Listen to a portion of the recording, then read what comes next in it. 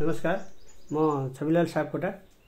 यही चैत्र 20 गते विद्यालयमा कार्यरत विभिन्न प्रकृतिका शिक्षकहरू, विद्यालय कर्मचारी, बाल विकास शिक्षक लगायत समग्रको पेशागत हक हितका लागि चैत्र 20 गते काठमाडौँमा हुन गएको आन्दोलनका सन्दर्भमा मैले एउटा कविता लिएर उपस्थित भएको छु। मेरो कविताको शीर्षक छ आन्दोलनमा जानु छ। म साना साना नानी बाबुहरूलाई माया गरी गरी पढाउने, उनीहरूको र्याल सिगान पुछिदिने सरकारले देख्दै नदेखेको म बाल विकास शिक्षक। 10,000 तलबमा संसार चलाउनु छ। अरू धेरै तलब हुनेको तलब बढ्दा पनि मेरो बढ्दैन, आधी पेट खानु छ। म बबुरुद पनि छु है भन्ने देखाउन चैत्र 20 मा आन्दोलनमा जानु छ, काठमाडौँ जानु छ।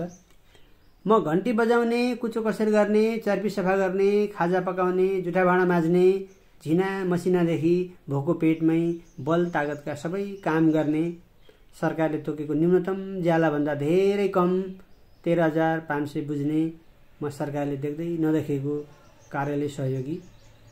म भुसुनो पनि छु है भन्ने देखाउन चैत्र 20 गते आन्दोलनमा जानु छ, काठमाडौँ जानु छ।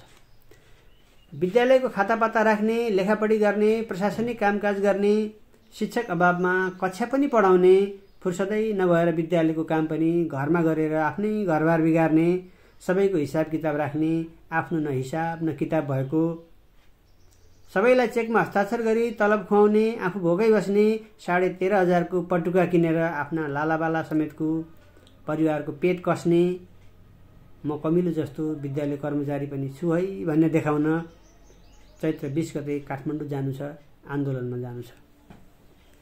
देशमै प्रकोप र विपत्तिमा पर्दा बाँडिएको चाउचाउ, बिस्कुट, किरा परेको चिउरा, चामल जस्तो सरकारले नै पत्रु बनाएको म राहत शिक्षक। सबै स्थायी भइसक्दा पनि अस्थायी नै रहेको पानीको फोका जस्तो जति बेला पनि बिलाउन सक्ने म अस्थायी शिक्षक।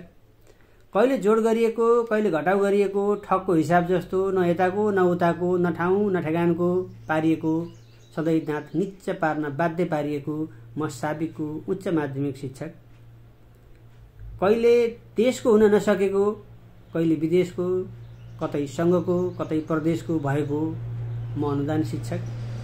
गाउँले पालेको म गाउँपालिका शिक्षक, नगरले पालेको म नगर शिक्षक। कसैले नपालेको नफालेको, कहिले पालेको कहिले फालेको म निजी स्रोत शिक्षक। एउटाका लागि आएको तलब धेरैले बाँडेर खाने, भातै खान नपुग्ने, खोले खाएर अगाउने म लटरपटर काम चलाउ शिक्षक। मुखिया, द्वारे, हुक्के, बैठकेहरूले खाएर अगाएर उग्राएर डकारेपछि कसौडी पुछपाछ गरेर खाने म खेतालो शिक्षक। दलको बलले काजमा खटिएको अरूभन्दा विशिष्ट म कामकाजी शिक्षक। यत्रा वर्षसम्म पनि सरकारले देख्दै नदेखेको म पनि छु है भनी देखाउन, हकका कुरा लेखाउन चैत्र 20 गते आन्दोलनमा जानु छ, काठमाडौँ जानु छ। सँगै नियुक्त भएको खरिदार हाकिम भइसक्दा पनि बढुवा हुन्छ भन्ने सुनेको, कहिल्यै बढुवा नभएको, अन्य पेसाका समकक्षी भन्दा ग्रेडमा, तालिममा, सेवामा, सुविधामा कैयौँ विभेदमा पिल्सिएको, मावि छोडेर पेसागत मर्यादा खोज्न कहिले खरदारमा हाम फाल्ने त कहिले विदेश भासिने म मर्यादाक्रममा नअटाएको, खरिदार प्रासद्वारा प्रशासित स्थायी शिक्षक। वर्षौं खोज्दा पनि कतै नपाइएको आफ्नो हक, अधिकार र आत्मसम्मान खोज्न चैत्र 20 गते काठमाडौँ जानु छ, आन्दोलनमा जानु छ। संविधान बनेको 3 वर्षमा बन्नुपर्ने शिक्षा कानून 9 वर्षसम्म किन बनेन? शिक्षा किन राज्यको प्राथमिकतामा कहिल्यै परेन?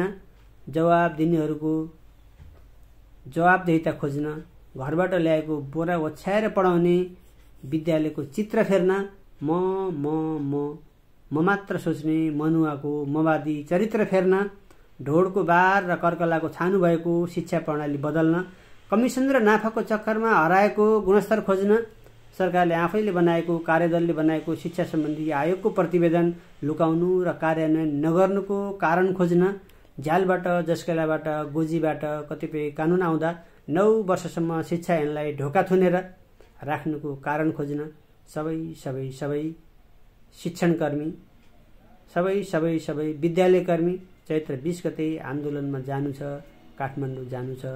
धन्यवाद।